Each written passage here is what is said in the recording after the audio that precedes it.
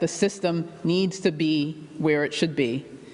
You're seeing what the numbers are. It's critical for you as members of the public to follow. We cannot have just 50% following the stay-at-home order. We need 100% of people to do that.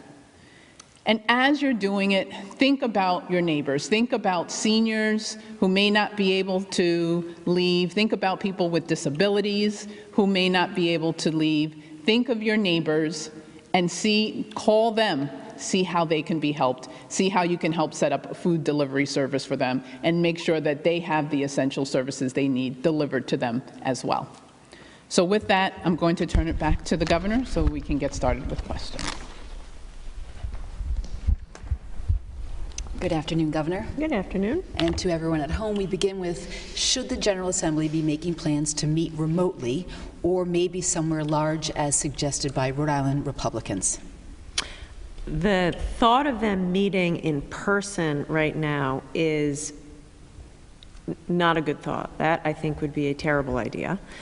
I will say, regardless of how large the building is, the entire point of this is no gatherings beyond 5 people. I would say, as a general matter, the General Assembly has been terrific. I've been in practically daily contact with the Speaker and Senate President. They moved very swiftly last week to approve a line of credit, which we have gone on to execute, and they've been great partners. So at this point, I don't see any need for them to convene, and they've both been very clear to me that if I need them to convene, they'll do whatever it takes. So I think we're in a good spot. The best thing they can do is stay home themselves and just provide information to their constituents, and I appreciate their support. They've both said they'll do what's needed when the time comes. In a similar question, will municipal boards and commissions, council and so forth, be exempt from the 5-person grouping directive? Our local boards are trying to work out some systems so as to proceed with the budget and other business. I would encourage you to do it all by phone or virtually. The reason that I suspended the open meetings rules and requirements is so that you could do this all via video conference or phone call. So that's the way you should be doing it.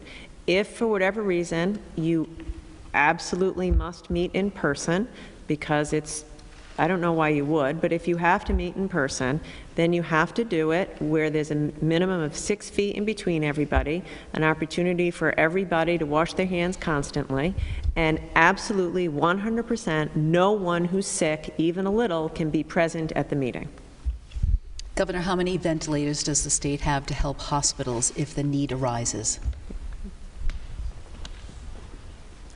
So prior to this, we had done well as a state in maintaining our ventilator supply. There were over 200 ventilators available. We are working very hard to get closer to an additional 600 ventilators to get us what we need, and there has been progress in getting us there. The next question is, what is being done for home health care workers doing their jobs afraid to bring virus into their homes? Any temporary housing plans? There is work that's going into healthcare workers being able to have a place to quarantine and monitor for symptoms so that they can continue to work. Use the hotspot technology at no cost. Having said that, even with that, there'll still be some folks left behind. So we've also, in addition, partnered with Cox to close that gap. For qualifying low-income families, Cox is offering 2 free months of internet service and then $10 a month after that. So, and then for anyone who doesn't qualify for that, but you're in the Cox service area, Cox is also offering 1 free month of internet. So, and I want to thank Cox. Thank you, Cox, for doing this. Cox, Verizon, AT&T, T-Mobile, and Sprint, you guys are fantastic. You're pitching in, and I want to thank you. I know that was a lot of information. Don't worry if you didn't get it down. Here's the bottom line. If you're at home, you don't have Wi-Fi, you don't have a cell phone, you're confused and you're not sure what to do, call your teacher or call your principal and say, you know that the state is now making available free Wi-Fi, free internet, and different options, and just figure out with your teacher and principal what's the best option for you. Again, I'm trying to take a little bit of the pressure off, so I hope this is one way that we can help make sure nobody's left behind. Now for a little fun.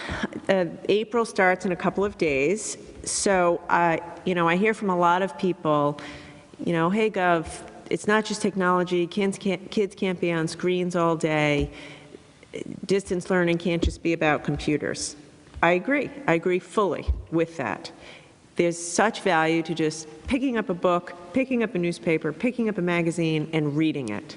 And by the way, we know that's what all the research says. Read, read, read, read. For April, and as long as we're doing this, as long as school's not technically in session, the most important thing we can do for our kids is make sure they read. So I'm challenging all of us, everybody in Rhode Island, particularly the K through 12 school children, I'm asking you to read every single day in the month of April. How much you